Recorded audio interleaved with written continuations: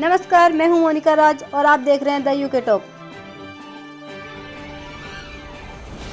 CBSE ने जारी किया 12वीं का रिजल्ट, 88% छात्र हुए पास। केंद्रीय माध्यमिक शिक्षा बोर्ड सीबीएसई इस साल 12वीं की परीक्षा की मेरिट लिस्ट जारी नहीं की है। सर, इस बार बोर्ड 12वीं की मेरिट लिस्ट जारी नहीं कर रहा है। बता दें कि सीआईएससी बोर्ड ने भी इस साल मेरिट लिस्ट जारी नहीं की है। इसी तर्ज पर सीबीएसई बोर्ड भी इस साल 10वीं और 12वीं की मेरिट सूची जारी नहीं कर रहा है। मानव संसाधन विकास मंत्री रमेश पोखरियाल निशंक ने कहा कि सीबीएसई ने 12वीं के रिजल्ट घोषित कर दिए हैं। आप इसे http://cbscresult.nic.in पर देख सकते हैं। सभी लोगों की मेहनत से रिजल्ट घोषित हो गया है। राजस्थान में सियासी संग्राम जारी। फिलहाल राजस्थान में आर पार की जंग जारी है। सचिन पायलट के बगावती तेवर सामने आने के बाद राजस्थान में गहलोत सरकार पर संकट के बादल मंडरा रहे हैं। इस बीच कांग्रेस के वरिष्ठ नेता पीएल पुनिया की जुबान फिसल गई है। उन्होंने गलती से कह दिया कि सचिन पायलट अब भाजपा में हैं। उन्होंने अपने एक बयान पर सफाई देते हुए कहा है कि उन्होंने अपने बयान में गलती से सिंधिया की जगह सचिन पायलट का नाम ले लिया है। उन्होंने इसको लेकर एक ट्वीट पर सफाई दी है। उन्होंने ट्वीट पर लिखा है कि यह साफ तौर पर वीडियो में दिख रहा है कि सवाल सिंधिया जी को लेकर पूछा गया था और मेरा जवाब भी इसको लेकर था, लेकिन जुबान फिसलने की वजह से मैंने सिंधिया की जगह सचिन पायलट का नाम ले लिया, जिसके लिए मुझे खेद है। यह है कोरोना से बचाव की सबसे सस्ती और असरदार दवा। WHO ने भी माना सुरक्षित। हाल ही में इंग्लैंड के वैज्ञानिकों ने अपनी एक शोध में पाया है कि कोरोना संक्रमित मरीजों के इलाज में डेक्सामेथासोन बेहद कारगर और सस्ती दवा है। एक रिसर्च के दावा किया गया है कि सूजन कम करने के लिए इस्तेमाल की जाने वाली स्टेरॉइड डेक्सामेथासोन कोरोना वायरस संक्रमण में ज़बरदस्त काम कर रहा है। जिन मरीजों की हालत गंभीर है, उनकी जान बचाने में सफल साबित हुआ है।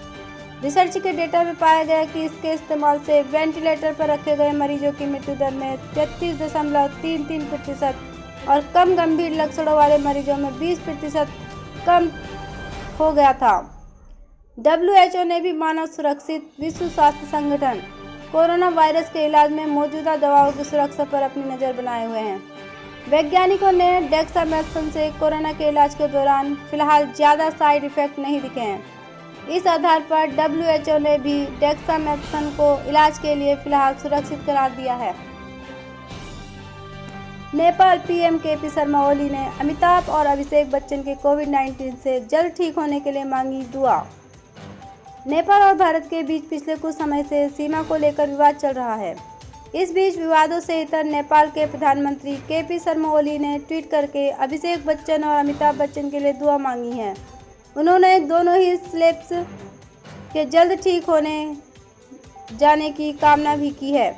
केपी शर्मा ओली ने रविवार यानी 12 जुलाई को ट्वीट करके लिखा, भारत के दिग्गज एक्टर अमिताभ बच्चन और उनके बेटे अभिषेक बच्चन के अच्छा स्वास्थ्य और शीघ्र स्वास्थ्य लाभ के लिए कामना करता हूं। पीएम मोदी ने गूगल सीईओ सुंदर पिचाई से की डेटा साइबर सुरक्षा पर बात।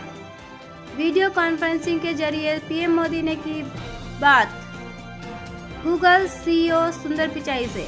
कई मसलों पर हुई चर्चा।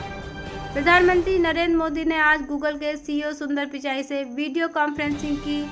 इसकी जानकारी देते हुए पीएम मोदी ने कहा कि हमने कई विषयों पर बात की, विशेष रूप से भारत के किसानों, युवाओं और उद्यमियों के जीवन को बदलने के लिए प्रौद्योगिकी की शक्ति का लाभ देने के मसले पर अच्छी चर्चा हुई। पीएम नरेंद्र मोदी ने कहा, सुंदर पिचाई से बातचीत के दौरान मैंने नई कार्य संस्कृति के बारे में बात की जो कोरोना के समय में उभर रही है। हमने उन चुनौतियों पर चर्चा की जो वैश्विक महामारी के खेल जैसे क्षेत्रों में ला दी है। हमने डेटा सुरक्षा और साइबर सुरक्षा के महत्व के बारे में भी बात की। अभी जेल में ही रहेगा ताहिर हुसैन, आईबी अफसर अंकित शर्मा हत्याकांड। दिल्ली की कड़कड़डुमा कोर्ट ने दिल्ली दंगों के दौरान इंटेलिजेंस ब्यूरो आईबी के अधिकारी अंकित शर्मा हत्याकांड में आम आदमी पार्टी एएपी के निलंबित पार्षद ताहिर हुसैन की जमानत याचिका सोमवार को खारिज कर दी। कोर्ट ने गुरुवार को ताहिर हुसैन की जमानत याचिका पर सुनवाई करते हुए अपना आदेश सुरक्षित रख लिया था। जानकारी के अनुसार क्राइम ब्रांच ने दिल्ली हिंसा दिल्ली वायलेंस के दौरान आईबी अफसर अंकित शर्मा की हत्या के मामले में करकरडुमा कोर्ट में दाखिल की गई 650 पन्नों की चार्जशीट में अंकित शर्मा की हत्या के लिए ताहिर हुसैन सहित 10 लोगों को आरोपी बनाया है। जागरूकता में जनप्रतिनिधियों की महत्वपूर्ण भूमिका, सीएम त्रिवेंद्र। मुख्यमंत्री त्रिवेंद्र सिंह रावत ने कहा कि आत्मनिर्भर भारत के निर्माण में पंचायत प्रतिनिधियों की महत्वपूर्ण भूमिका है। देश के समग्र विकास के लिए गांवों का विकसित होना जरूरी है। ग्राम स्वराज को साकार करना होगा। प्रधानमंत्री नरेंद्र मोदी के आत्मनिर्भर भारत की दिशा में सभी को मिलजुल कर काम करना है। चुनौतियों को अवसर में बदलना होगा। मुख्यमंत्री ने सोमवार को राजीव गांधी नवोदय विद्यालय नरूर खेड़ा के वर्चुअल क्लास के माध्यम से प्रदेश के पंचायत प्रतिनिधियों से ई-संवाद किया। ट्राई ने वोडाफोन आइडिया और एयरटेल के प्रीमियम प्लान पर उठाए सवाल, किया रद्द करने का फैसला। टेलीकॉम रेगुलेटर ट्राई ने टेलीकॉम कंपनियों भारती एयरटेल और वोडाफोन आइडिया से अपने प्रीमियम पोस्टपेड प्लान्स को होल्ड करने का निर्देश दिया है। दोनों ही कंपनियां अपने प्रीमियम पोस्टपेड यूजर्स को क्रमशः एयरटेल प्लेटिनम और रेडेक्स पोस्टपेड प्लान्स के जरिए अन्य यूजर्स के मुकाबले बेहतर सुविधा प्रदान करती है।